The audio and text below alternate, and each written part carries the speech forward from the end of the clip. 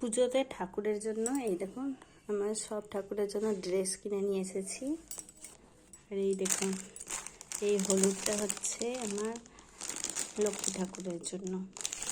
আর এই দেখুন এই সবুজটা হচ্ছে আমার রাধারানী আর মাধবের জন্য। আর আমার দুটো গোপালের জন্য হচ্ছে এটা আর এই দেখুন নীলটা। এটা হলো বাবা লোকনাথের জন্য, এটা হলো গণেশ ঠাকুরের জন্য। কি সুন্দর লাগছে না? আর এটা হচ্ছে আমার রাধা রানীর জন্য, লাল রঙের নিয়েছি। আর এটা হচ্ছে নারায়ণের জন্য ধুতি আর পাঞ্জাবি।